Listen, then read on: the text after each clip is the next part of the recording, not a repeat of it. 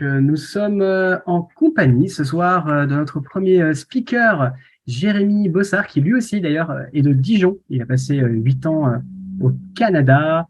Il est passionné par la psychologie, la thérapie et le coaching.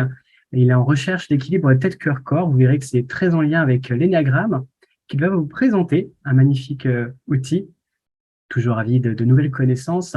Il s'inscrit effectivement dans Enneagram Prison Project avec Suzanne Olzek, idéaliste inavouable. Suzanne est une human potentialist à la recherche passionnée de ce qui est possible pour les gens. Elle a fondé l'Enneagram Prison Project, qu'on va vous présenter dans une seconde partie ce soir, une organisation bénévole qui vient de la baie de Californie et qui propose une éducation à la conscience de soi et une formation à la régulation de soi aux personnes incarcérées, jusqu'en Australie, il a aussi au Royaume-Uni, en Belgique, partout. Il y a également Viba, qui a grandi en Inde, et elle est également inscrite dans l'Enneagram Prison Project pendant une période de sa vie où elle était en France, et elle a abordé de plusieurs angles. Elle nous partagera son témoignage ainsi que Chuck. La présentation est proposée par le club Bien-être. N'hésitez surtout pas à vous inscrire à nos futurs événements. Le 16 novembre, par exemple, nous parlerons des émotions et de leur gestion en entreprise, travail conférence. Vous pouvez tout à fait vous inscrire sur l'agenda. Bonsoir et bonsoir Laetitia, bonsoir Eric. Et je vais donc proposer la parole à Jérémy qui intervient donc pour le club Bien-être Neoma Alumni, association des diplômés de Neoma Business School.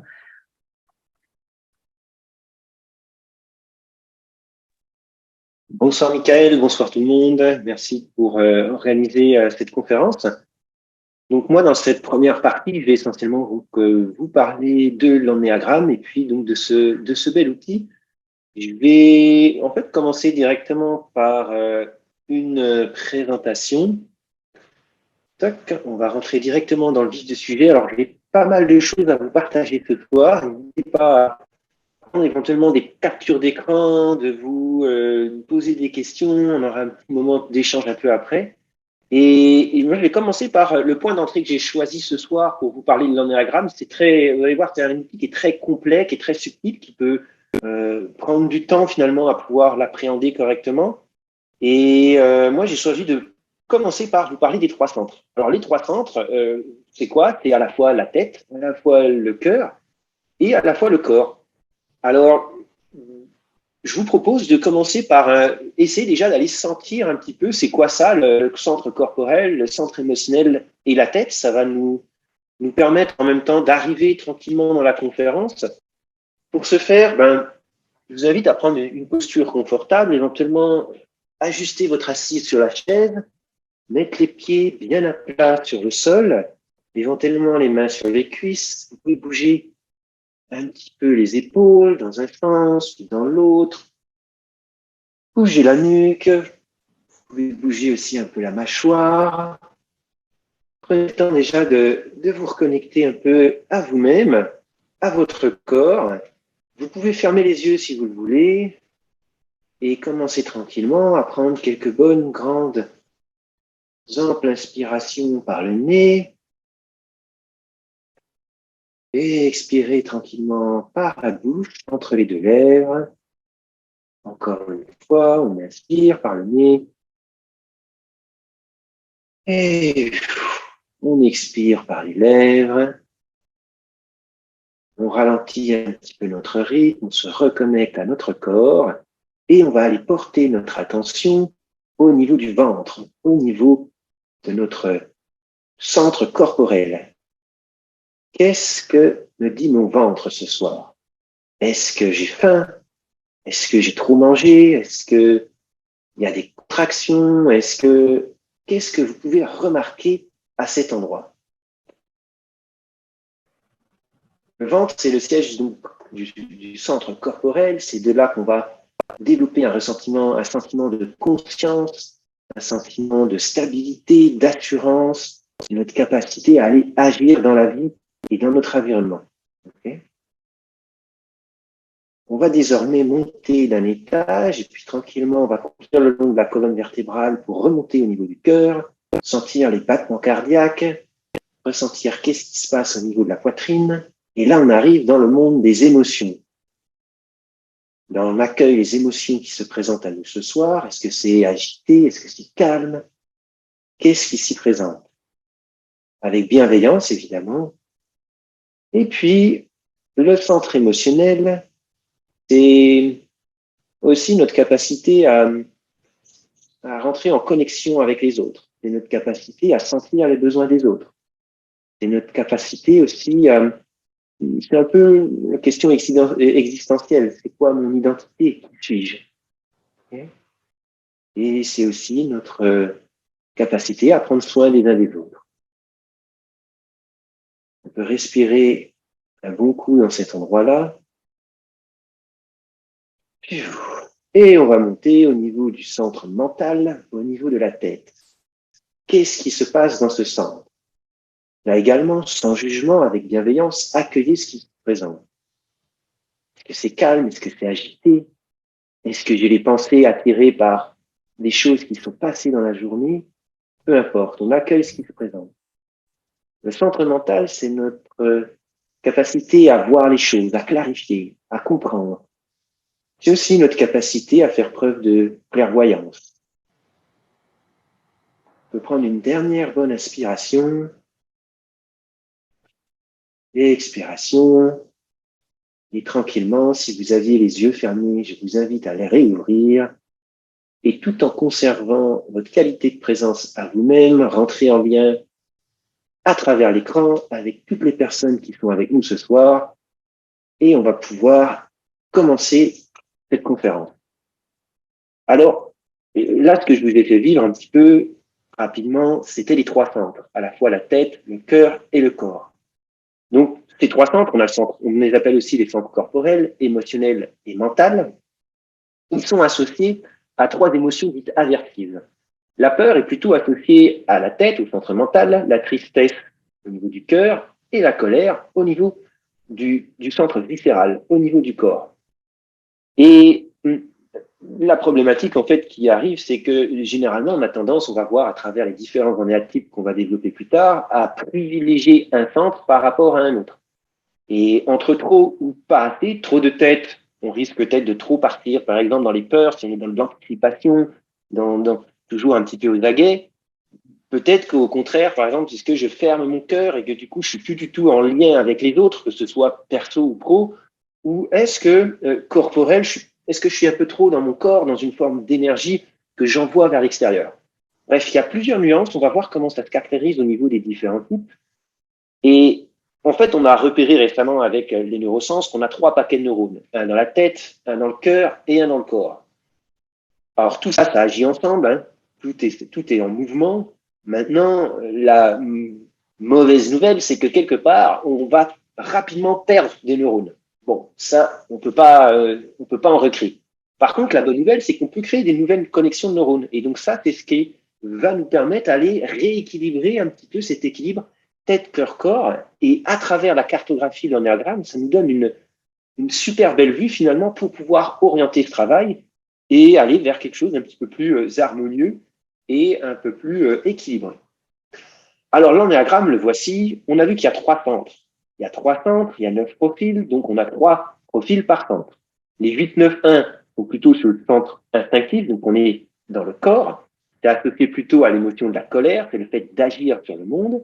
Le centre émotionnel, c'est plutôt au niveau du cœur, donc c'est le lien, comment je rentre dans le monde à travers l'image que je renvoie, comment je rentre en connexion avec les autres, donc c'est relié plutôt à l'émotion de honte, de tristesse, et puis le centre mental, c'est plutôt relié à la réflexion, penser, réfléchir, et c'est associé à la peur ou à la terreur. Alors, là, tout de suite, on peut faire une toute petite pause et dire qu'effectivement, hein, on a tous une tête, un cœur et un corps, et que c'est pas parce que je suis dans un centre corporel que je vais jamais ressentir peut-être une forme de peur ou une forme de honte. Tout ça, c'est très organique, ça bouge ensemble. Maintenant, on a tendance, à travers notre profil dominant, à développer un centre privilégié puis un mode de fonctionnement privilégié. Alors l'ennéagramme, comme on le voit ici, ça se repose sur 9 structures de personnalité, il y a 9 univers. On a tous ces univers à l'intérieur de nous, Maintenant, il y en a un qui domine. Alors, consciemment ou non, il est là à la naissance. Et puis, des fois, dans les périodes de vie suivantes qu'on traverse, on peut avoir tendance à aller visiter un autre type. On peut aller faire d'autres expériences. Mais trouver notre type, c'est un peu comme revenir à la maison. Il y a une saveur particulière. Donc, c'est un peu l'intérêt d'arriver à trouver son type. Alors après, ça peut être plus ou moins long. Ça dépend de ce qu'on a traversé, etc. Après, on voit également que tous les types sont reliés les uns par rapport aux autres. Donc, on sent qu'il va y avoir des influences. Là où je vais mettre le point, c'est que ce que je vais vous définir ce soir à travers les anéatypes, c'est des archétypes particuliers au niveau des différents types. Mais tout ça, ça bouge. Hein. On a tout ça un petit peu à l'intérieur de nous. Et je ne voudrais surtout pas que vous vous sentiez enfermé en fait à travers l'outil, qui au contraire a plutôt tendance à montrer dans quel endroit on va s'enfermer et quelque part nous donner la cartographie, les clés pour pouvoir réouvrir tout ça. Alors, si, quelques mots-clés par centre. Les centres corporels, on pourrait parler d'estime de soi, dignité, justice, action, confort, appartenance, protection, pouvoir personnel, congruence ou harmonisation. Le centre émotionnel, on va parler d'amour, de relation, d'appréciation, affection, reconnaissance, approbation, lien, image, ressenti. Et puis si on prend le centre mental, on va plutôt parler de sécurité, certitude, assurance, prédictibilité, préparation, anticipation et prévision, connaissance, compréhension et sagesse. Et là, on voit que quelque part, on a beau être spécialiste quelque part de notre type et de notre profil de personnalité, si j'ai énormément de connaissances, mais que j'ai pas d'estime de soi et que je suis pas capable d'être en lien avec les autres, quelque part, c'est un petit peu terne. Donc, l'intérêt, encore une fois, c'est d'arriver, ok, je prends cet exemple-là, mais si j'ai beaucoup de connaissances, peut-être de développer l'estime de moi suffisante pour pouvoir aller la partager et aussi être en lien avec les autres. Voilà, je vous donne des petites clés, comment on peut utiliser l'outil finalement. Alors, la prochaine. Alors, on arrive dans le centre instinctif. Là, on est dans le centre corporel. Je vais vous donner des petites descriptions succinctes au niveau des types. Je vais essayer de vous donner à la fois des choses qui sont les vertus des types et aussi des choses qui peuvent gratter un peu. Puisque là, l'outil, on le voit en 2D, mais en fait, il faut l'imaginer que c'est un peu comme si on était en 3D et que, suivant notre conscience qu'on a sur nous-mêmes ou suivant l'endroit où on se trouve dans la journée, on peut monter ou descendre en fait dans notre type. Plus je vais descendre, plus je vais peut-être être un peu plus réactif ou j'ai moins être en lien avec les autres. Et plus je vais monter, plus je vais être, ok, je vais me réouvrir, je vais pouvoir incarner les qualités essentielles de mon type. Alors, dans le centre instinctif, il y a un sujet avec la colère. Comment je vais exprimer ma colère? C'est l'émotion qui est dominante, on est dans le corps. Et si je prends l'exemple du profil numéro 8, c'est un profil qui est très ancré. C'est un profil qui est corporel, qui a tendance à envoyer l'énergie à l'extérieur de lui-même. Alors pourquoi? C'est parce que il y a un sujet avec la vulnérabilité avec le 8. Il veut pas être vulnérable. Sa peur première, finalement, c'est d'être soumis. Donc, pour pouvoir se protéger, il va envoyer l'énergie à l'extérieur de lui-même pour éviter qu'on l'approche. Donc ça, c'est une stratégie qui a été mise en place. Alors, on ne va pas détailler tout ça ce soir, mais à l'origine, il y a un petit enfant intérieur qui a peut-être eu des petites difficultés à un moment donné. Donc, il dit, comment je vais me protéger en fonction de ce que j'ai comme outil à ma disposition. Et c'est comme ça que le 8 va procéder. Donc, ça donne des profils qui sont généralement assez cash, assez directs, qui ont un phrasé assez... Généralement, c'est assez court, ça va assez droit au but, c'est clair, c'est net, c'est précis. Maintenant, quand il va chuter dans sa personnalité, ça peut être des fois un petit peu blessant, puisqu'il peut être un petit peu trop brut, que ce soit par les mots ou que ce soit par les gestes. Et par contre, quand il va arriver... Alors lui, il fait tout ça à l'origine. Évidemment, il y a une forme de protection là-dedans qui peut être un petit peu rentre-dedans, mais son chemin d'évolution, ça va être d'arriver à se reconnecter à sa vulnérabilité, à se réouvrir en termes de lien, à rentrer en lien avec l'autre. Et à ce moment-là, il va être capable de faire apparaître ses qualités essentielles. Ça veut être quoi? Il y a un côté... Alors, c'est pas toujours, mais souvent, il y a quand même un côté moteur, un côté action et surtout un côté leader qui peut apparaître dans le profil 8. Et il y a aussi la volonté de protéger les autres qui sont autour de lui. Ok, donc il va protéger les autres. Alors souvent, par contre, tous les personnes qui ont tendance à se plaindre, a tendance à un peu à l'irriter à la base. Okay, donc, il va, lui, incarner cette forme de puissance, mais le tout dans son travail de rééquilibre, c'est de mettre une forme de puissance, mais qui n'est pas écrasante, et avec une teinture, je dirais, de bienveillance, de sortir de cette espèce de dichotomie que les forts profitent des faibles, hein, c'est un peu le message qu'il a eu à l'enfance, et d'arriver à réouvrir et de sortir de son monde un petit peu noir ou blanc. Donc, c'est assez succinct comme description. Mais je pense que je vous ai donné certains traits, les principaux. Ensuite, si on va au niveau du profil numéro 9, alors là, on est toujours dans un profil très corporel, mais on va voir que l'énergie, en fait, est un peu différente. Le profil 9, il a tendance à s'imbiber corporellement de l'énergie qui se passe autour de lui. Alors, non seulement ça, mais en plus de ça, il y a une sensibilité particulière à ressentir, que ce soit à l'intérieur ou à l'extérieur, il veut ressentir une forme de paix, une forme d'harmonie. Okay, sauf que on s'entend que dans le monde dans lequel on est, c'est pas toujours évident. Il y a un sujet avec le conflit, avec le profil numéro 9. Il a peur de créer du conflit. Alors c'est un profil qui est généralement assez tranquille, assez calme. Il y a une relation au temps qui est plutôt tranquille. D'ailleurs, ça lui donne un côté apaisant. Maintenant, dans sa crainte de créer du conflit, il va avoir la difficulté à dire non. Il va avoir la difficulté à s'affirmer. Il va avoir la difficulté à prendre un peu sa place dans le monde. C'est ce qui fait que si je donne un exemple concret, je me rappelle d'une personne en neuf qui témoignait, il disait qu'il s'était retrouvé à faire du trekking dans le désert, alors qu'il n'aimait pas le trekking, il n'aimait pas le désert. Mais il avait suivi sa copine qui était partie faire du trekking. Donc ça peut paraître anodin, mais quand on passe sa vie quelque part à pas arriver à dire non ou pas arriver à s'affirmer, surtout dans sa structure, il va avoir tendance à cumuler une forme peut-être de colère, de contrariété, de frustration qui sort pas souvent. Hein. On dit que les colères de neuf, ça arrive peut-être 2 fois dans une vie, mais par contre, quand ça arrive, on le sent plus parce qu'il y a beaucoup de choses qui ont été cumulées.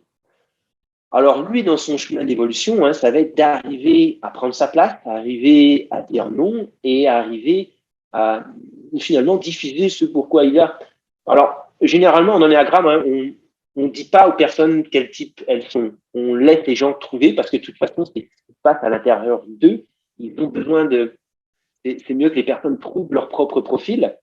Et par contre, vu de l'extérieur, hein, on pourrait supposer que Nelson Mandela était de profil 9, hein, le côté très calme, très posé.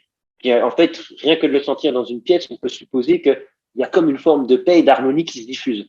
Okay, et puis quelqu'un qui est capable d'arriver à faire une Coupe du monde de rugby entre les Noirs et les Blancs dans le contexte dans lequel il a apporté ça, fallait quand même avoir le côté conciliant, le côté médiateur du profil numéro 9 qui vraiment a apporté ici toutes ces qualités essentielles. Ensuite, au niveau du profil 1. Le profil 1, il y a un sujet ici qui est plutôt sur vouloir bien faire les choses. Alors peut-être que quand il était petit, il y a une blessure, quelque chose qui est parti du fait qu'il a mal fait les choses à un moment donné. Alors, c'est une supposition, hein, ça peut ressembler à ça.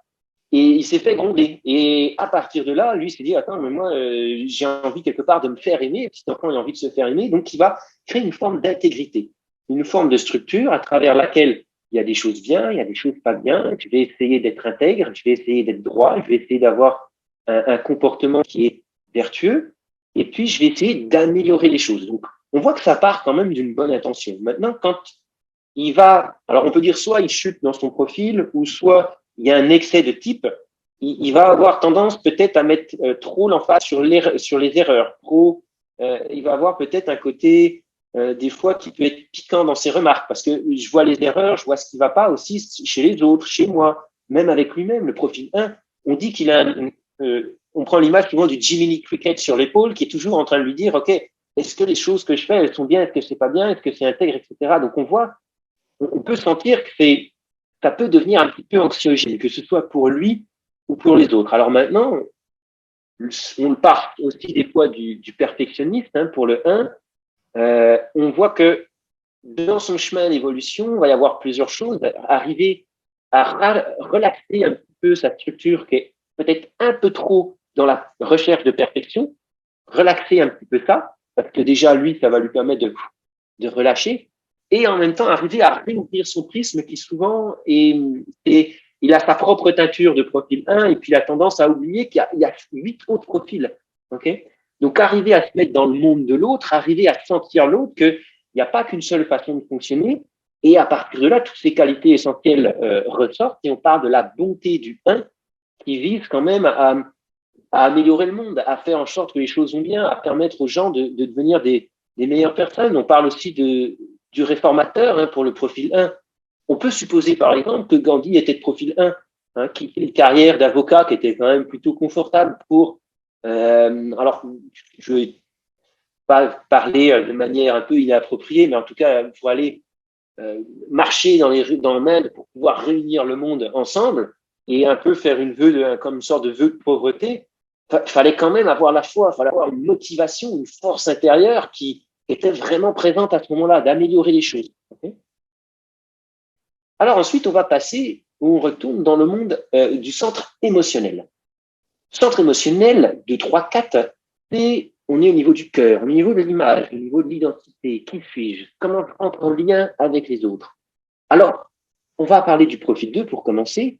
Le profil 2, il a appris assez rapidement, finalement, à détecter les besoins des autres. Il y a peut-être une forme de blessure d'ignorance. Je me suis senti ignoré à un moment donné. Et le passe-passe que j'ai trouvé pour recevoir une forme d'amour en tant qu'enfant, c'est d'aller sentir les besoins des autres. Parce que le 2, il est équipé, hein, les antennes, elles sont vraiment au niveau du cœur. Et j'ai cette capacité de délocaliser mon cœur dans ton cœur pour ressentir tes besoins et pouvoir te les apporter. Donc, quelque part, je te passe le sel avant que tu sais que tu as besoin du sel, parce que moi, je sais déjà que tu as besoin du sel. Okay, donc, c'est un peu le champion du cœur, le champion de l'amour, d'arriver à être en lien avec les autres. Maintenant, quand il chute un petit peu dans son profil, il peut avoir un petit côté envahissant chez le profil 2. Si je vous donne un exemple, c'est le profil 2 qui va parler à un de ses collègues et puis il lui dit ben voilà, t'as mal à l'épaule, ok. T'as peut-être besoin d'aller voir un ostéopathe, peut-être que ça pourrait t'aider. Tu sais, je connais un ostéopathe. Tu veux que je te passe ton numéro? Si tu veux, je l'ai appelé et en fait, t'as déjà un numéro demain, enfin un rendez-vous demain à 10h avec l'ostéopathe. Et ça peut paraître un petit peu excessif, mais des fois, ça peut donner un peu ça, le côté j'envahis, parce que finalement, je veux aider. Quelque part, en filigrane, il y a cette volonté peut-être de recevoir une forme d'amour qui fait que dans l'excès, non seulement le profil 2, il va avoir tendance à se perdre, à vouloir aider trop de monde, donc il va se fatiguer, et en plus de ça, il va avoir tendance à s'oublier lui-même.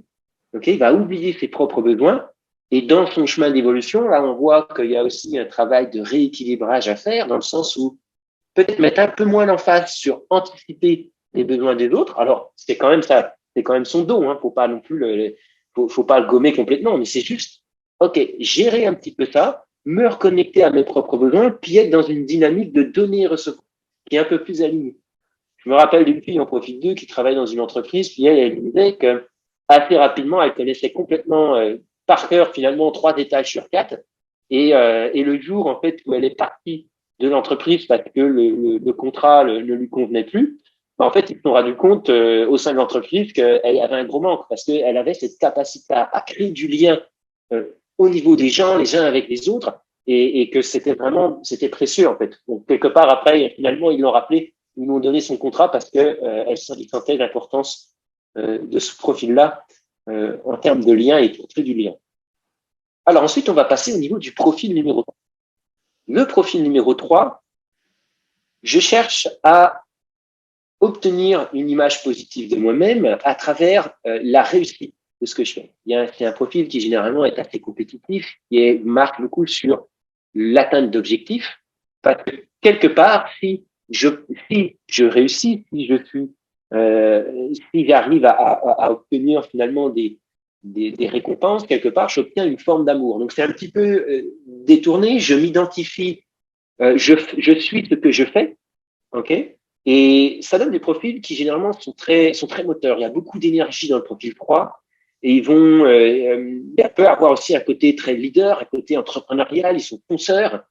Et le petit souci qui peut arriver avec le 3, c'est qu'il peut perdre le contact avec son cœur. On est dans le centre émotionnel, mais le cœur du 3, généralement, on dit que c'est un peu comme un clapet. Lui, il est équipé, hein, il a le câblage, il est présent, sauf que quand je vais dans mes atteintes d'objectifs, parce que quelque part, en filigrane, il y a un petit enfant qui veut se faire aimer, donc ça peut paraître très lointain, mais c'est comme ça qu'on peut l'expliquer, eh ben, il a tendance à fermer les émotions, fermer le cœur, parce qu'il veut atteindre ses objectifs. Maintenant, la problématique, c'est pas rare qu'on reproche au profil 3 de pas être suffisamment impliqué dans leur famille, par exemple, parce qu'ils sont tout le temps au travail. On donne l'image de la locomotive, le profil 3, il est en train de péter du charbon dans la machine à vapeur. Alors effectivement, la machine à vapeur, elle avance à toute vitesse. Ça, c'est cool. Par contre, peut-être qu'à un moment donné, dans son chemin d'évolution, c'est d'arriver à poser sa pelle, puis, oh, ok, prendre le temps d'apprécier le paysage, peut-être prendre le temps de rentrer en lien avec les autres. Et en fait, il se retrouve qu'il est très doué pour ça. Une de ses vertus aussi, enfin, de ses vertus, une de ses qualités, c'est justement de mettre l'emphase sur la valeur des choses, d'arriver à mettre les choses en valeur, de les faire, que ce soit chez les gens en termes de compétences, en termes aussi d'image, etc., etc. Petite chose aussi sur le 3, dans sa vie, qui peut des fois avoir tendance à se perdre un petit peu s'il est pas suffisamment connecté à lui-même, parce que en fait, il s'adapte, il est beaucoup en adaptation. Je me rappelle un profil 3 qui était arrivé une fois en coaching et en fait, il était épuisé parce qu'il y avait 5 costards dans sa voiture pour s'adapter aux différents enjeux de la journée. Parce que je suis toujours en adaptation pour paraître le mieux possible. Ok. Et ça peut devenir un petit peu fatigant à la longue. Et il peut se perdre aussi là-dedans. Hein. Alors là, je vais avancer parce que je vois que le temps tourne. J'aurais plein d'exemples à vous partager pour être plus illustré. Mais voilà, je vais avancer et juste, donc sa capacité, sa vertu, son point essentiel, c'est vraiment d'arriver à mettre l'emphase sur ce qui est beau, à être authentique avec lui-même et le côté motivant. Ça pourrait par exemple donner entre autres des très bons leaders et des très bons coachs sportifs quand ils arrivent à être davantage peut-être en lien avec les autres. Le profil 4, alors lui, c'est le champion des émotions au niveau de l'ennéagramme. On reprend souvent les émotions du profil 4 comme des sinusoïdes, que ce soit dans les hauts, dans les bas. Il va vivre ses joies de manière très intense, puis après, il va les vivre comme des émotions un peu plus, alors négatives, oui et non, mais des émotions peut-être un peu plus mélancoliques, un petit peu plus lourdes, un petit peu plus avec intensité également. Donc, quand il chute dans son profil, ça peut des fois donner peut-être une forme de lourdeur, une forme de difficulté à se connecter aussi avec les autres. Alors ça, c'est vrai un peu pour les profils, quand on n'est pas au top de notre forme. Et par contre, c'est le champion du monde au niveau des émotions et donc de l'empathie. Ils ont une capacité à sentir les émotions des autres, sentir l'état dans lequel se sentent les autres, et qui est vraiment fabuleuse. Et puis, ce qui vient aussi avec le profil 4, c'est le côté créateur. Ils sont très créateurs. Alors, évidemment, il y a le côté artiste qui peut ressortir, mais pas que. Ils peuvent être créateurs en entreprise, créer des nouvelles idées, créer des nouvelles choses. Ils sont très doués à ce niveau-là. Alors, ensuite, on arrive dans le centre mental. Le centre mental, on va commencer donc par le profil 5. Ici, il y a une notion, en fait, avec la peur. Comment je vais utiliser mon centre mental pour me sentir de nouveau en sécurité, sachant que ce sentiment de sécurité, peut-être que je l'ai perdu quand j'étais petit suite à certains événements ou certaines choses. Alors, le profil 5, dans son mécanisme, lui, il va avoir tendance à chercher à prendre du recul. Et prendre du recul en tant que profil 5 parce que je veux comprendre les choses. Je veux prendre le temps de prendre les choses dans tous les différents angles, les comprendre, les assimiler. Et en fait, je vais essayer de gérer aussi mon environnement. Il y a une sensibilité. Le 5 n'aime pas tout ce qui peut être invasif. Donc ça lui faire vivre des choses qu'il n'aime pas trop. Donc il peut y avoir des fois un côté un peu isolé, un peu détaché, voire un côté froid éventuellement chez le 5, il s'éloigne un petit peu trop, un peu trop du monde en fait. Donc ça, c'est un petit peu le côté qui peut être un peu délicat, on va dire, chez le profil 5. Maintenant, ce qui va être intéressant, c'est que dans une réunion de 45 minutes, typiquement, c'est celui qui va arriver d'une phrase à mettre tout le monde d'accord alors qu'il n'avait pas ouvert la bouche pendant tout le long avant. Mais il y a une capacité de synthèse qui est très forte chez le profil 5. Maintenant, dans son évolution, ce qui va être intéressant pour lui, c'est comme tous les profils mentaux, c'est d'arriver déjà peut-être à redescendre un petit peu dans le corps pour éviter de planer au niveau de la tête et aussi réouvrir au niveau du cœur pour être un peu plus en lien, pour être un peu plus dans le partage.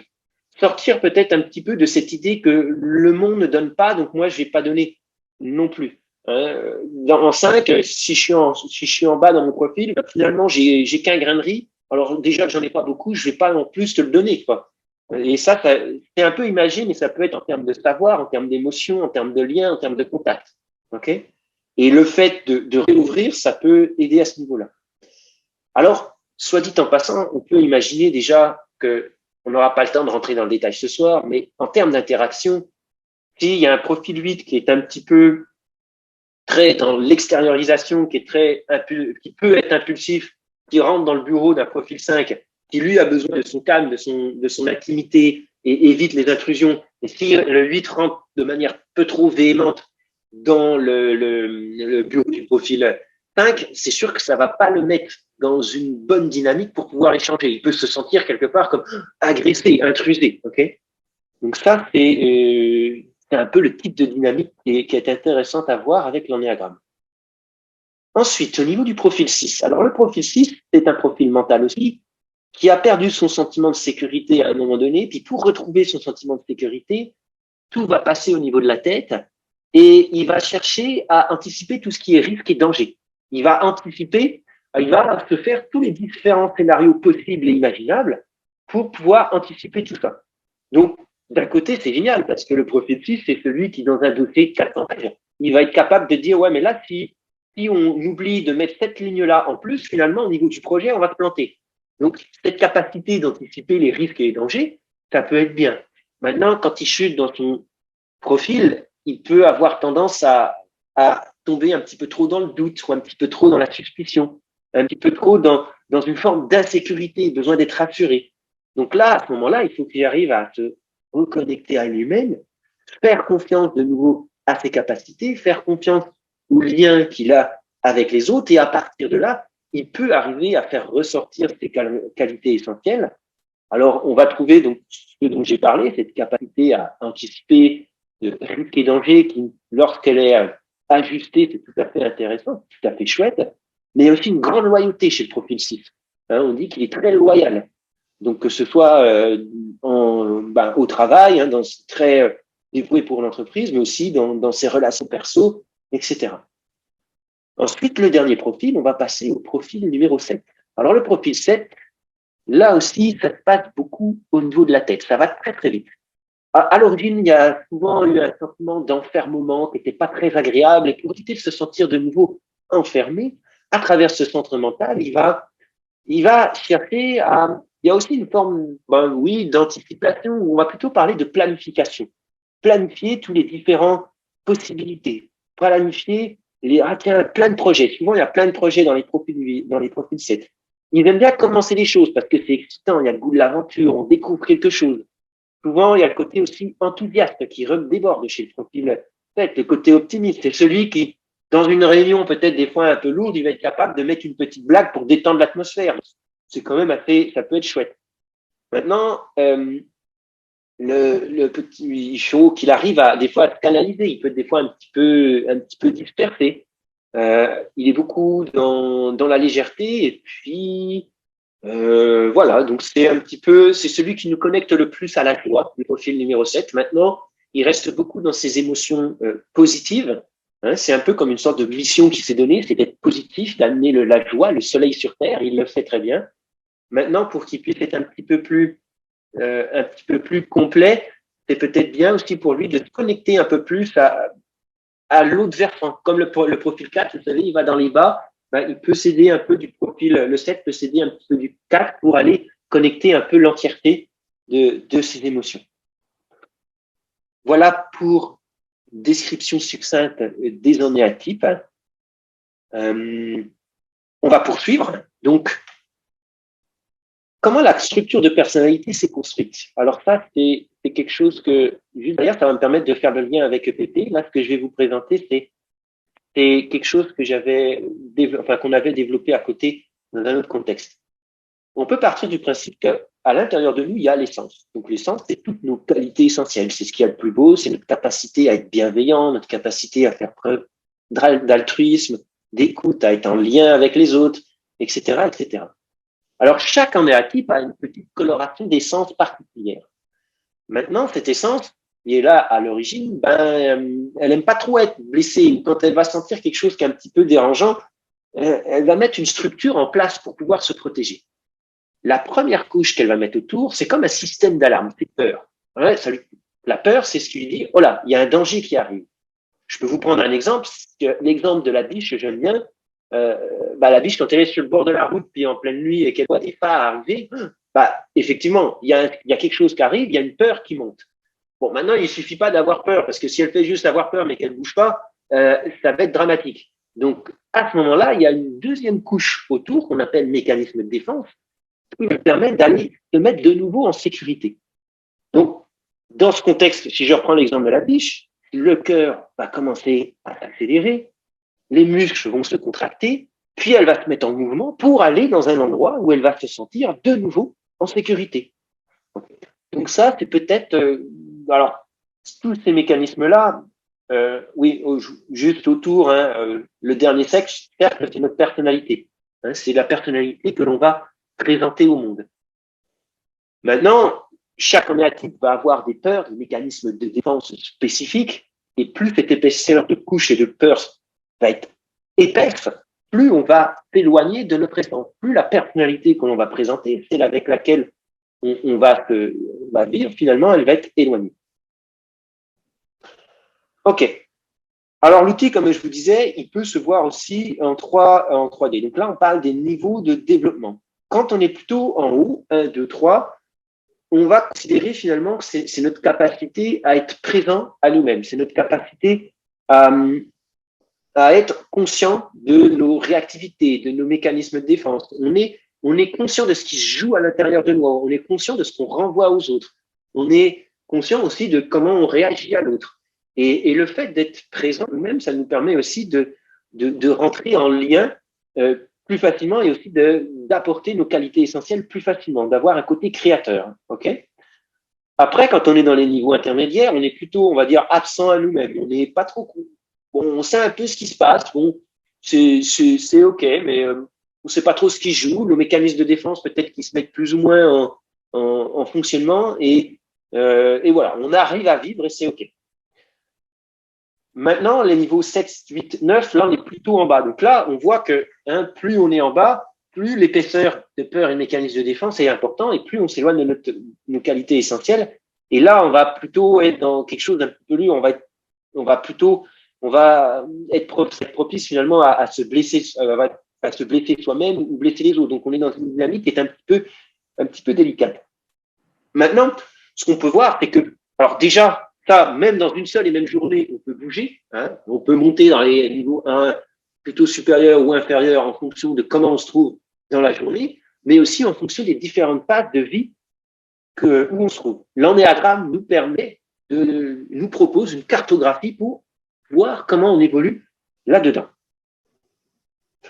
Alors, ce que l'on voit, là je fais le lien avec, entre autres, quand on est avec le PP, on va voir en fait comment notre structure de personnalité se met en place, et on va voir qu'en fonction des différentes épisodes de vie qu'on a vécu, comment notre fonction, alors la fonction nourricière c'est plutôt reliée en général à la mère, c'est comment on va avoir notre besoin d'affection va être comblé quand on est petit. Ensuite, nos fonctions protectrices, ça va être plutôt comment notre vie d'intérieur, comment notre assurance à la vie va être amenée. Donc ça, c'est plutôt le père. Alors après, ça pourrait changer, ça dépend des cultures, c'est tout simplement pour vous mettre l'emphase là-dessus. Et ensuite, l'environnement dans lequel on est va avoir aussi une influence sur l'épaisseur de peur et de mécanisme de défense que l'on va avoir.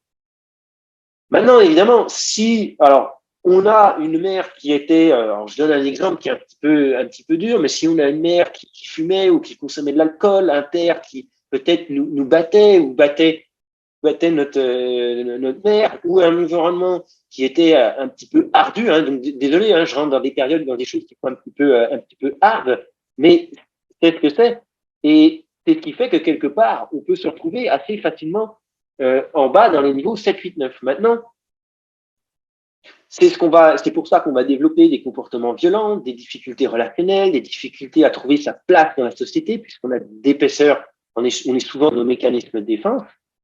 Et entre autres, c'est ce qui peut emmener les gens à aller en prison. Maintenant, ce que l'on voit avec EPP, c'est que même si on se trouve en bas, quelque part, nos qualités essentielles, elles sont toujours là, qu'on soit en haut ou en bas, elles sont toujours présentes.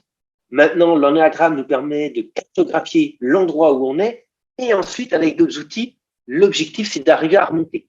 Alors, là, on parle des gens en prison. Maintenant, le PP propose aussi de faire cette prise de conscience à travers des programmes, même si on est peut-être pas aussi bas, si on peut dire, entre guillemets. Bon, ça, c'est un exemple de qualité essentielle. Je ne vais pas avoir le temps de passer dessus parce que je pense qu'il va falloir conclure. Si vous voulez prendre un screenshot, je le laisse encore quelques secondes, juste pour dire que le PP, dans son approche, met vraiment l'emphase sur qu'est-ce que le profil a de beau à nous apporter. Hein. Dans un premier temps, c'est quoi les qualités essentielles, et ensuite, on va un petit peu plus creuser comment notre structure s'est mise en place. Alors, au niveau des programmes que propose le PP, il y en a 3. Le premier, c'est 9 Prison One Key, 9 prisons une clé. C'est des programmes qui sont virtuels, le premier ici dure au total 45 heures, c'est étalé sur 10 semaines. Il y a 3 heures pour la session d'ouverture, ensuite il y a 6 sessions de 2 heures de Zoom en cohorte, et puis puisque tout se passe par vidéo, par Zoom, et 3 heures de fermeture. Il y a environ 1h30 de travail personnel par semaine à faire. Là, je vous ai mis un lien, peut-être que je pourrais mettre dans le chat derrière, si vous voulez aller creuser.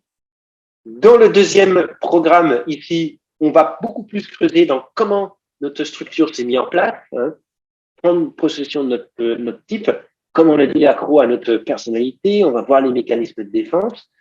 Là, c'est 66 heures sur 14 semaines, donc c'est assez costaud quand même, mais après, c'est des belles prises de conscience qui s'est fait vraiment dans un environnement qui est bienveillant, et l'intérêt, c'est de pouvoir partager aussi les uns avec les autres et d'apprendre le monde de l'autre, s'ouvrir au monde de l'autre, tout en s'ouvrant à son propre monde. Et ensuite, donc ça, c'est la formation de guide en prison que je suis en train de suivre actuellement. J'ai pas mis beaucoup d'informations parce que de toute façon, si vous faites les 2 premiers, vous aurez largement l'opportunité d'avoir des informations complémentaires sur cette partie du programme. Je finirai par mettre juste mes contacts et puis ceux de PP aussi ici. Comme ça, si vous voulez prendre contact par la suite, que ce soit par rapport au programme EPP, allez fouiller. Voilà, je pense que je vais m'arrêter là. Donc, n'hésitez pas à me contacter, que ce soit sur les programmes OPP, des coachings, sur tout ça, et puis ou à contacter directement l'Ennéagramme Prison Project via le mail qui est ici. Merci beaucoup, Jérémy. Tu as des félicitations de la part de Thierry, de la part de Laurent, qui trouve que tu es un très bon orateur. Et il y a une question de Laurent, justement, et après, effectivement, we will change our speaker. Be ready, Viba and Suzanne. Oui, puisque la suite se fera en anglais, qui te posait la question sur les bases universitaires et scientifiques de l'énéagramme. Alors, l'ennéagramme, je sais qu'il y a eu des chaires de recherche qui ont travaillé sur l'ennéagramme, notamment Oscar Ichazo. Alors, je connais pas exactement le détail, mais je crois que dans les années 70-80, entre autres, il y a eu plusieurs thèses universitaires qui ont été déposées dessus.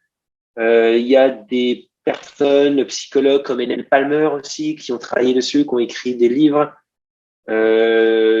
Donc oui, faudrait creuser un petit peu, mais il y a une recherche qui a été effectuée dessus, et il y a un lien avec les universités qui a été fait. Merci beaucoup, Jérémy. Et notamment, dernièrement, David Daniels a écrit un livre qui est sorti récemment, qui fait justement le lien entre l'ennéagramme et les neurosciences. Donc ça, c'est pareil, je pourrais vous mettre, je l'ai pas sous la main, mais je pourrais vous le transférer si vous voulez. Merci beaucoup, Jérémy. And now it's time to speak about Enneagram Prison Project with Suzanne and Viba. Suzanne and Viba, are you here? And Chuck. And Chuck, of course. Yes. And Chuck, of course. You're 3, and we are here to hear you. and we're Yeah, all this listening Chuck. to you. Thank you very much. Don't hesitate to provide a quick presentations about you, and Sure. we will be very happy to hear you. Thank you very much to be here from USA, I think, and France. Thank you, Michael. Thank you so much. And thank you to Jeremy for including us. Thank you to the Neoma School. So beautiful to be here and really honored. Welcome, Chuck. I think I'd just like to help you understand a little bit about who EPP is and where you're meeting us at this point in time. And then to let you understand a little bit more about what the inside of EPP is looking like with Chuck, who is an ambassador for our project. Ambassadors are people who learn the Enneagram while they were incarcerated and are now able to speak to it from their own life experience. And also to what it feels like to be a guide. We call our facilitators on the inside guides who help other people to explore the insides of their own personality. I'm always happy to talk about Enneagram Prison Project when I have people like Viva and Chuck in the room with me. I started the Enneagram, my own journey with it a long time ago. I learned it as a new parent. I have 3 boys, and the oldest one is turning 25. I am a type 1 on the Enneagram, which we call the idealist. And my partner is a type 7, and he quit his day job to be our executive director. So that's Rick. And I will tell you, I've always loved people. I've always been a seeker. And you're meeting EPP when we just turned 10 years old.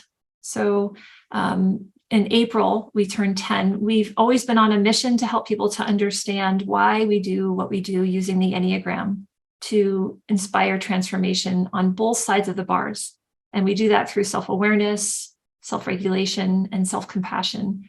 And our vision is to free people all over the world from the prisons of our own making. Today, EPP is a nonprofit, a charity, 501c3, we say in the US. We have 3 California county jails that we serve.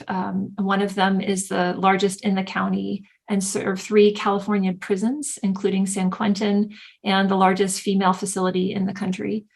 We also are growing our program outside of California into 3 other states right now: Minnesota, Illinois, Colorado. We plan to go to all of them, but we're just doing one at a time. And we are a school. So the International Enneagram Association has an accreditation program. We have 2 programs on the inside that we do.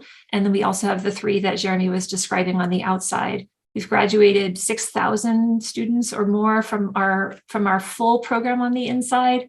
And our programs are 8 modules long. Those are 8, 10, 12, 20 weeks. It depends on the facility. And we've trained over 60 EPP guides, facilitators of our work. Right now, we have 45 that are in the guide training program. 15 are French speaking, and we have 6 full-time employees. And I'm just giving you an idea of sort of like the breadth of EPP right now. And I want you to know that along the way, to supplement my passion, I've always been teaching the Enneagram in other places, anyone that wanted to learn about it.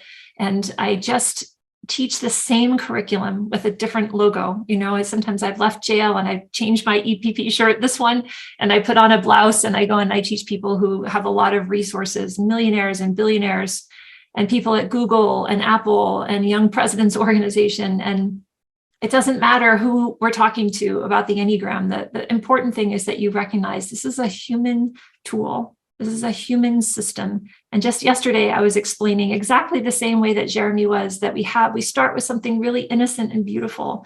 And then we're trying to express who we are. And then we meet our parents, and our parents either see us or don't see us.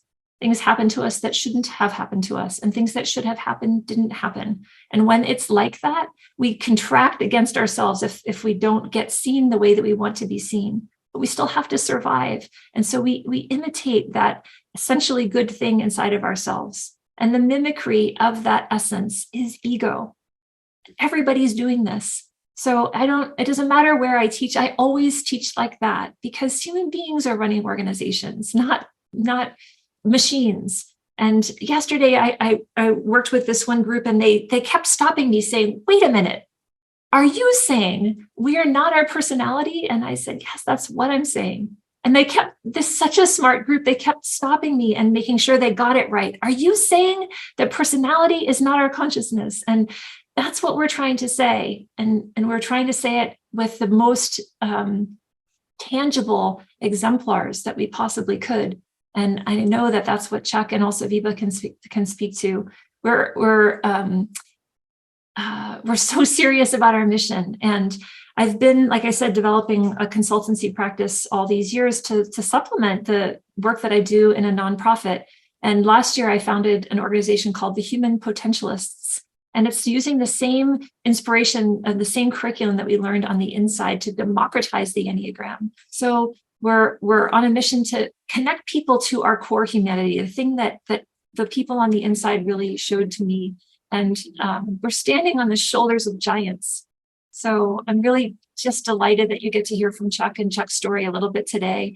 I'll just say a little bit more about the beginning. We've been doing this for 10 years. For 10 years before that, I was studying the Enneagram. I first went inside a prison when I had 3 little kids. I had a degree in sociology. I didn't know anything about prison. And my first students were on the FBI's most dangerous list, who spent 26 years in the system, a serial bank robber, someone with a PhD in psychology who had been doing crystal meth for 16 years, a gang leader, and a 65-year-old grandma who was in for embezzlement. And all of them are extraordinary ambassadors today. I'll tell you, the last 10 years have really taught me a few things. And the most important thing is that nothing happens in a straight line. That's what that crazy hexad in the middle of the Enneagram refers to. And everything's always changing. So I think that the things that I've learned the most is just to, for all of you who are in business and maybe looking at how to do business and things yourself, no matter what kind of thing we're starting, I think the important thing is just to start, to just say yes. I started in my living room, and then I got invited to a prison. And I would say I volunteered in a prison, which is what inspired me in the first place. And I thought I would set up my whole life around this prison. But really, I got fired from there. They decided to not use the Enneagram and use a different tool. So when one door closes, definitely just wait for the next one to open. And I didn't know where my next jail was going to be. I Googled jails and prisons near me. I found one that was close to my house. And I just tried to talk my way in there and to volunteer. And I would say, don't worry about the money. I know it's a business, audience that we're talking about, but don't worry about the money. I think the money always figures itself out. I was taught really to fundraise from the heart, from Lynn Twist, who wrote a beautiful book called The Soul of Money. And I went to her workshop and she said, turn to the person next to you. She called us 100 Buddhas. And she said, tell the person next to you why you love what you do. And we did. I turned and I said everything about EPP and I cried. And then she asked us to come back and she said, that's fundraising. And so that's what I'll say to you is we have to just follow our hearts, because it's the only thing that's guiding us anyway.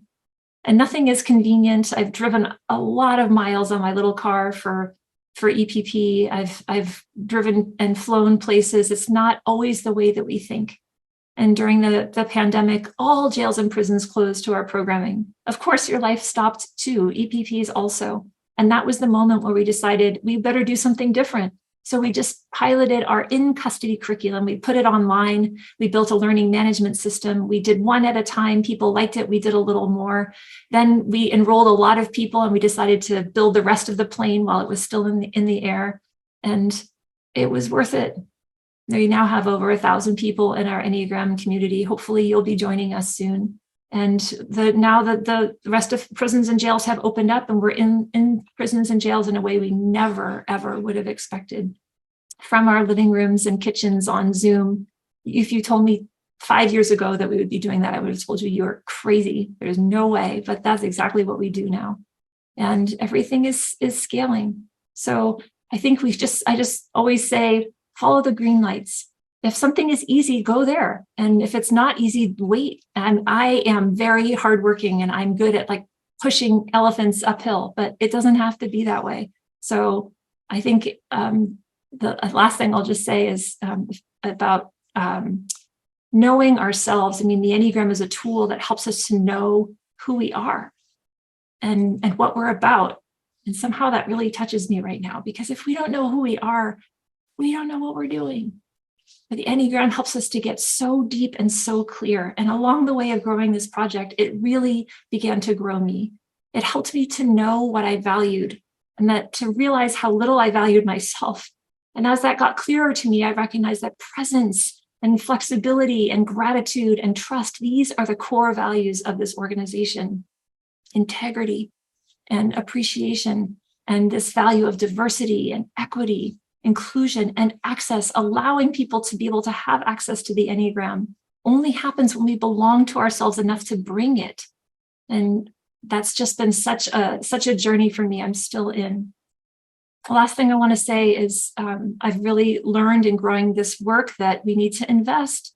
We really have had to figure out how to invest in myself and my own education, and being willing to invest in the work itself, volunteering. We have gone into jails and prisons many, many times on our own dime and figured out the money as we went.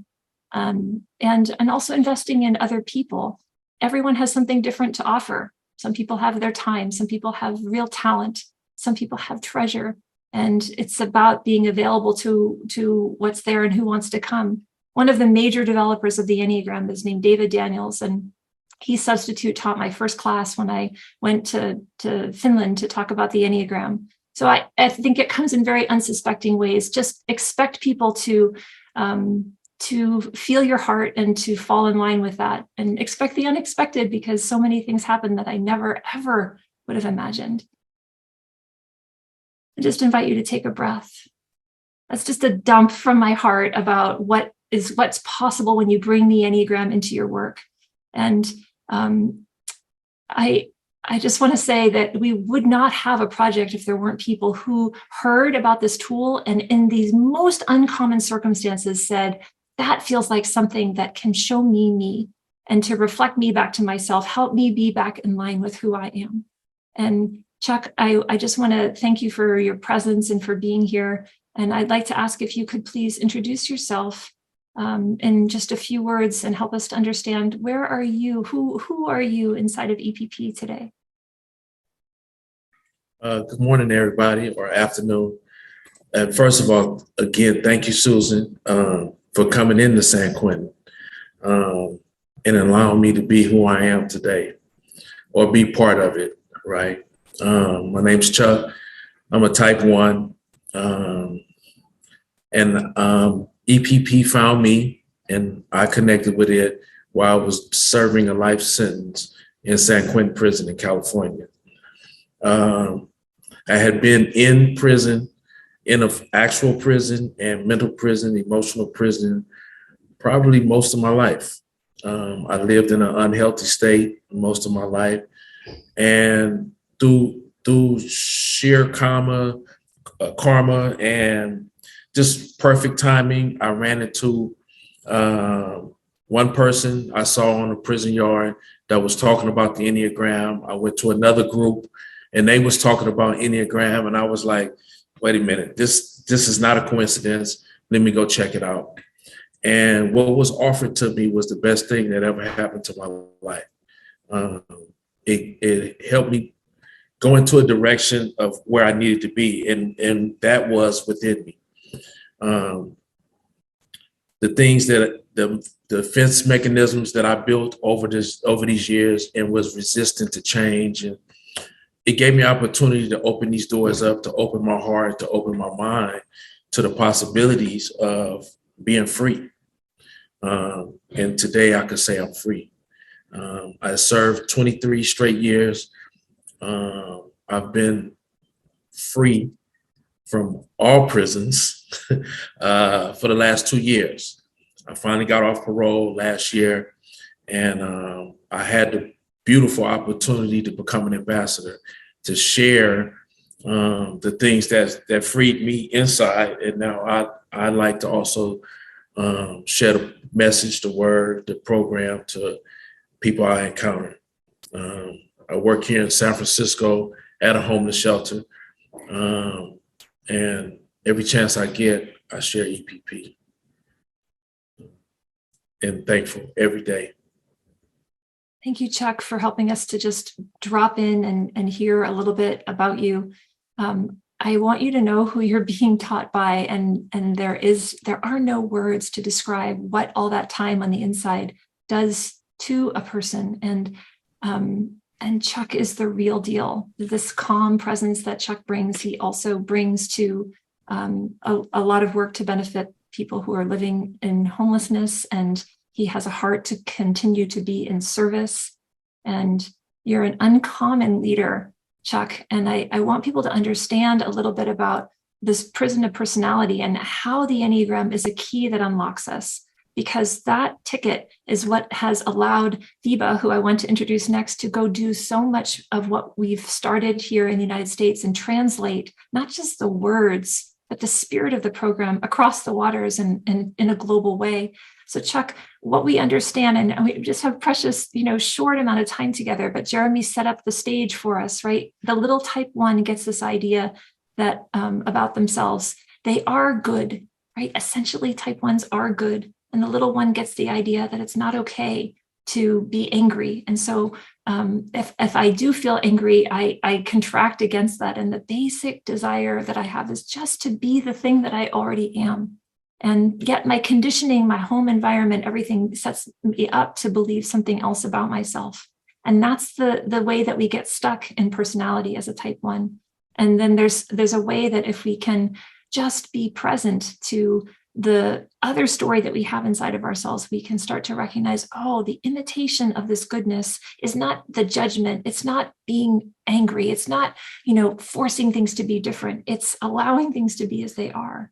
So can you say something for us, for people who are just understanding the Enneagram, maybe sometimes for the first time? How are we in this prison, and how is it that we get out?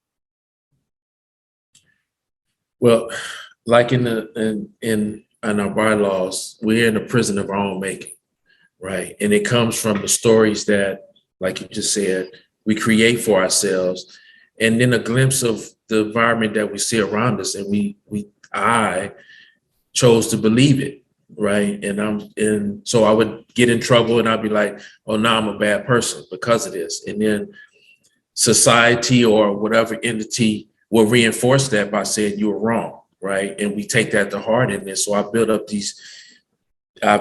this defense mechanism to always strive to do right. But every time I did wrong, it was like, oh God, I'll never get out of my own way. And what the Enneagram helped me do was, like, the first thing it taught me that you are good. Right. I had a life sentence in prison, and I was like, okay, my life is over. I'm condemned forever. But I was given this tool to say you are okay. And to be honest, I constantly have to tell myself, even though I've come this far, I still have to remind myself, because of the voices or something don't go right, or if I felt I was harsh in my communication with some of my clients, I go back and like, why did I do that? Oh, you're falling back into your old self. But I reinforce it. I try to stay with my readings. I try to stay centered and believe I am a good person, right? Some days it don't feel that way, but I know I am. Well, it's what you're speaking to is how we are also self-forgetting. And the Enneagram says that in 9 different ways. We all forget who we really are, but who we are actually never changes. That essence is always there. So thank you, Chuck, for just opening up this for people a little bit more to drop in a little bit more deeply. Viva, I want to invite you in and help people to understand you a little bit. And could you please help us by introducing yourself and explain where you were when you first connected with Enneagram Prison Project? I'm Vibha, and I live in France.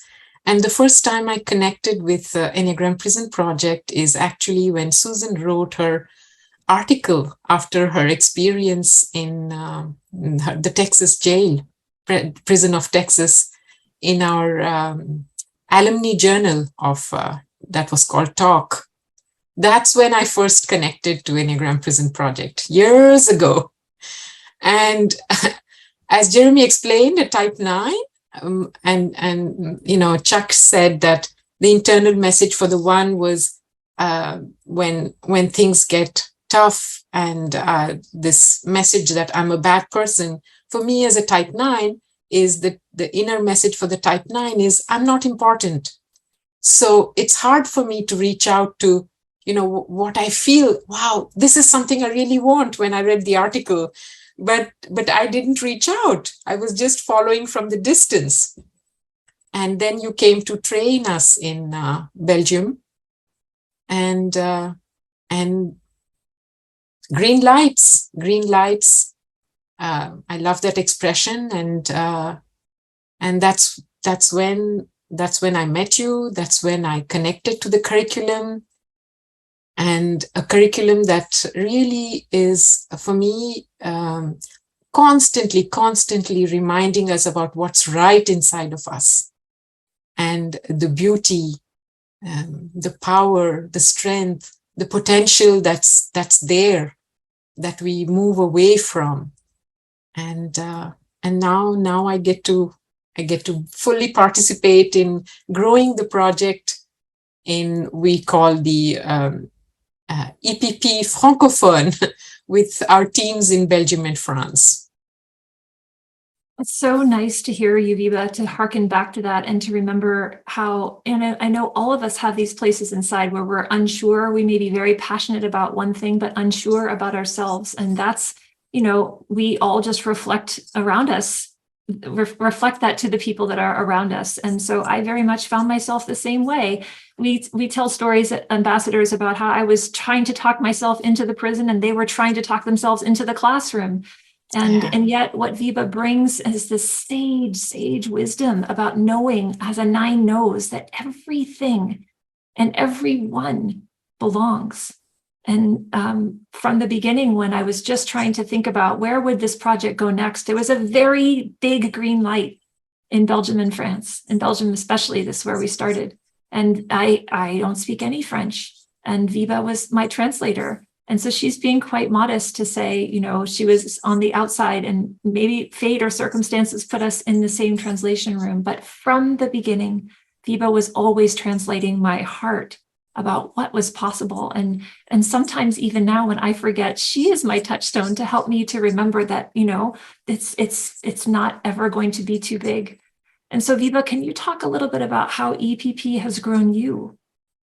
Oh, yes. And I really thank you for, speaking to the doubts that we have, even though we sense, we know where we need to go and what's important, and still we have those doubts. And for me, the doubts got cleared when I first stepped into a prison in Belgium. And every time I see an ambassador, Chuck, my heart melts and I feel all teary, because it's the men I met in Namur in the prison who really made me feel this is my place. And Jeremy mentioned about the connection of the 9 to peace. And I stepped into that room and a kind of peace really descended into me. And I can't explain it. It's not rational. And so every day, our students are our teachers, because our curriculum is practicing unconditional positive regard. And just like you, Susan, you said, you learned to do fundraising with the heart. So for me, it's not fundraising. It's about talking about a curriculum with the heart. Mm-hmm. So I met this person, the prefecture of Créteil, and because we wanted to bring our project in that area. And so after the usual presentation and all of that, I said, they're working on the town management.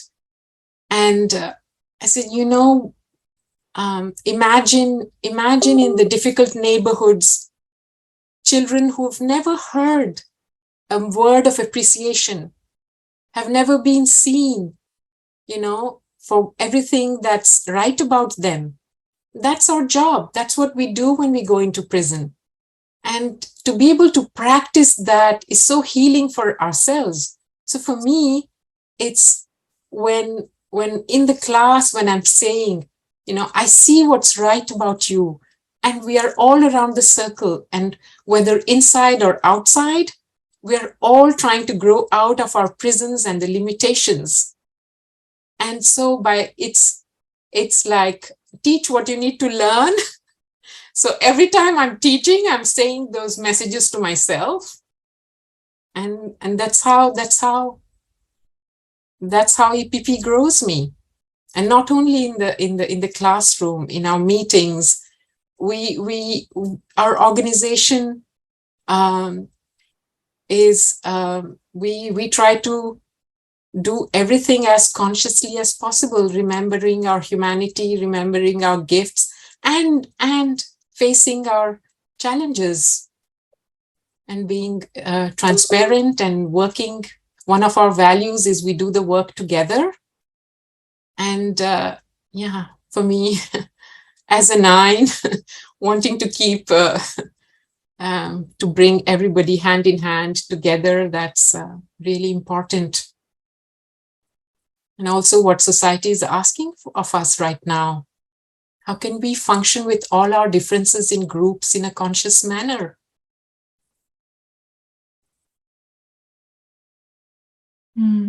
Thank you, Vibha.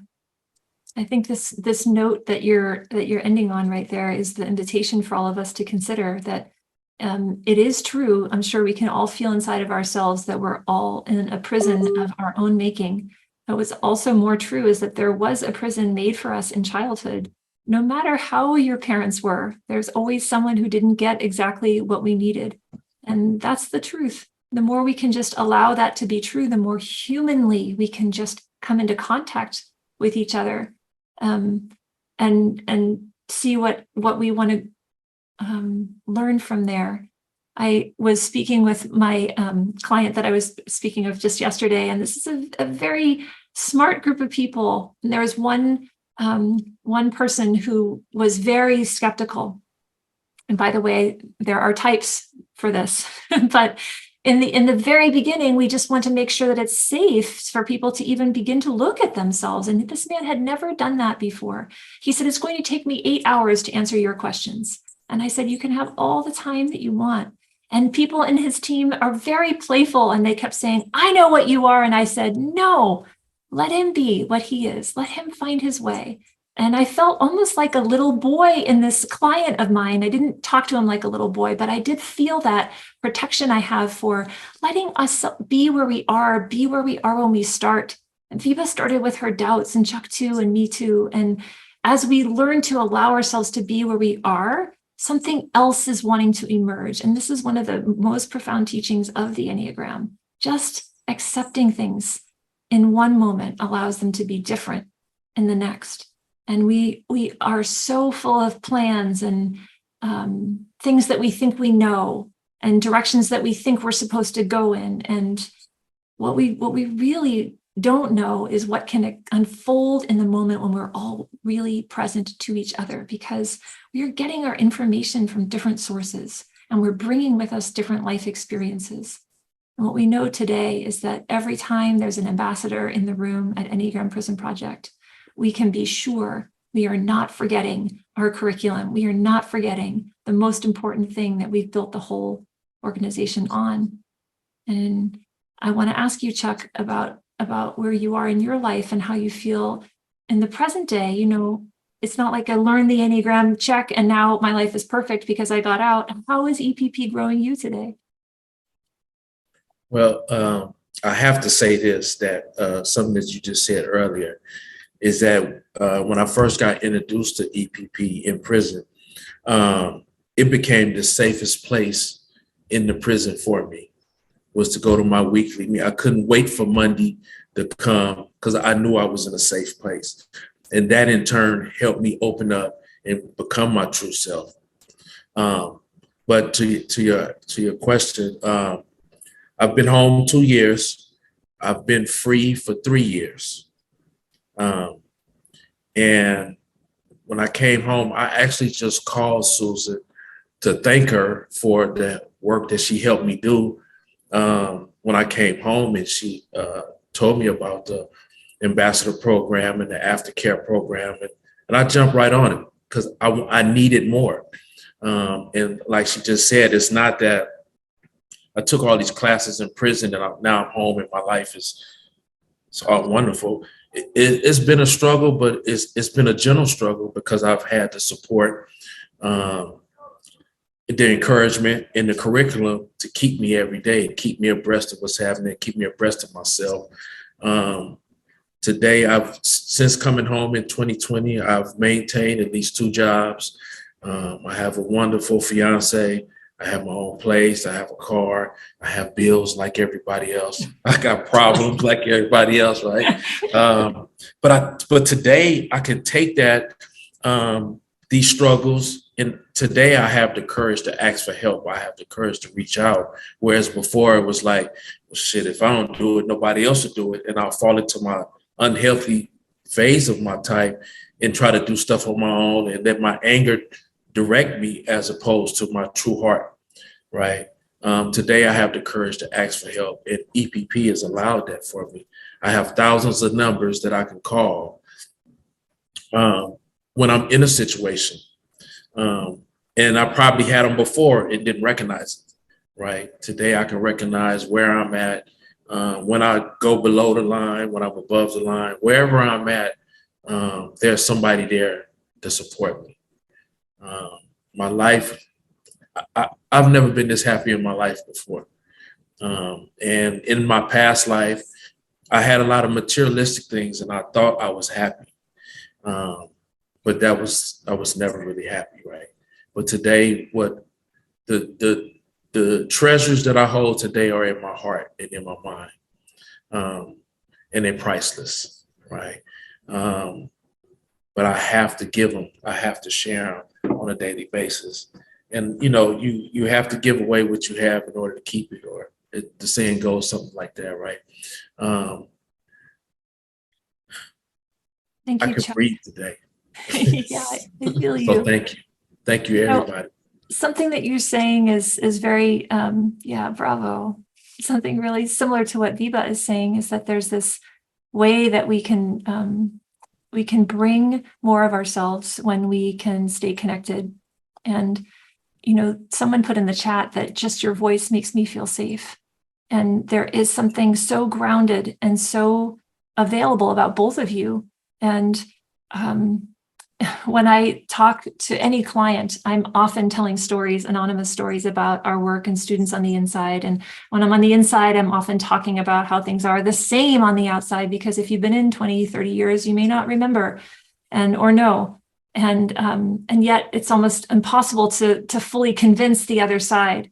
And I often tell my clients, like, who do you think the most difficult people? They say, how do you get those guys inside to trust you? How do you get them to open up to you? And I say to them, who do you think the hardest people are to teach? Not the people on the inside. People on the inside have already figured out that something that I was doing was getting me in trouble, was not working. They've already lost almost everything, and they are so starving and hungry to understand. This is what Chuck brought in the room. That's why he was so receptive.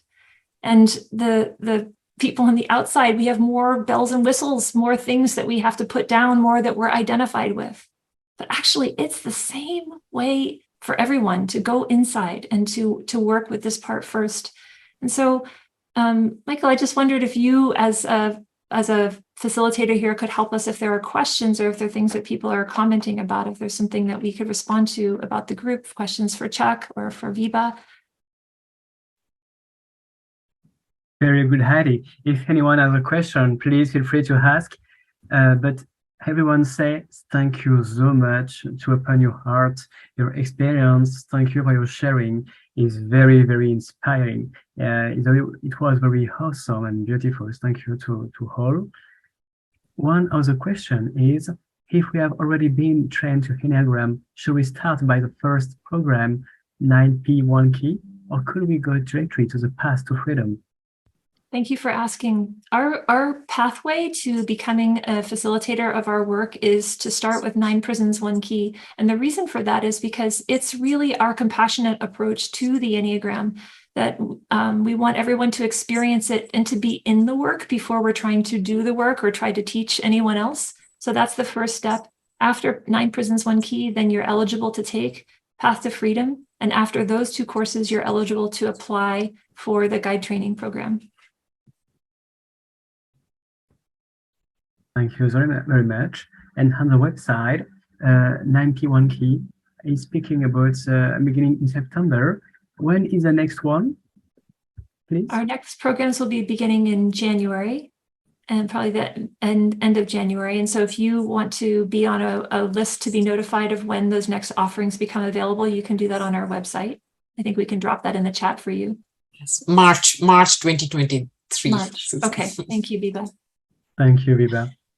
And how is developed EPP program present in Southern Europe, please? I'm going to allow you to take this question, Biba. In Southern Europe? Yeah. Oh, it's about the developmental plans, Susan. So that's your. Well, we're actively in 6 prisons in Belgium or 2 in France. We're in England, and our vision is to be in every jail and prison in the world. So we're also operating in Canada. We are a charity in Australia. We're developing in those other places, but we don't formally have a presence in any other country at this moment. So for people who are in those other places and want to develop those regions, the first step is to take 9 Prisons, 1 Key and come into our community and come experience who we are and bring your sensibilities and your passion and your desire into the work by experiencing the work. Oh, thank you so much. Very interesting. So maybe you will receive some help to the south. Good. Europe. We love that. A lot of people are leaving, of course, and we should have a nice meal. It seems that we can hear Susan on TEDx. Yes, that's it's great, true. and it's awesome. Wow, nice. We can put that. We have a guide in training right now who's based in Portugal. There we are. Right. That's the. And right. A lot of people for Southern Europe, that's the one place which is on our radar right now. And Chuck, this is for you. Yes, at least 2 people feel your voice very safe. So thank you for that. And it seems. Thank you too. And it seems it's all question. You were very clear. Oh, a last one maybe. Do we need to be close to prison to participate to this program? A question from Violette. I will say no, because the beginning of where you are with your journey with EPP, what's available and open may be very different by the time you get there. Right now, we do some of our people who are living in Europe or living in other states are actually training in custody inside jails in a virtual way. So you may have your first step on a Zoom screen. It's not really. It's hard for us to answer that question because every jail and prison and location is so very different. So I would just say that the important thing is to start, and it takes 10 weeks for the 9P1K program. It takes 16 weeks for Path to Freedom, and there's a lot of time that this takes to work inside of us. So come on in. The water is warm. Come on in. Yes, indeed. Thank you very much, Susan. Again, thank you very much, Viba, Chuck, Jeremy. Thank you so much for having us and for the honor to present today. And we are perfect on time. 3 minutes to 8 p.m. 30. So it's perfect. So thank you very much to all. We are very glad to welcome you, to meet you. We very hope to see you again. And I was just curious. I'd have loved to see the videos of the participants. That's fine. No. At the beginning we were 63 and now we are 30 people. So 30 people says thank you very much. Merci à tous pour être venus. Le 16 novembre, vous êtes tous invités à participer à la conférence qui parlera des émotions, conférence 100% en français sur les émotions en entreprise et comment les gérer. Ce sera super intéressant. Donc, vous êtes tous les bienvenus. Et n'hésitez pas voilà, à remercier nos chers speakers. Aaron says thank you to the chat. With a link for the next event. Thank you very much, Marion.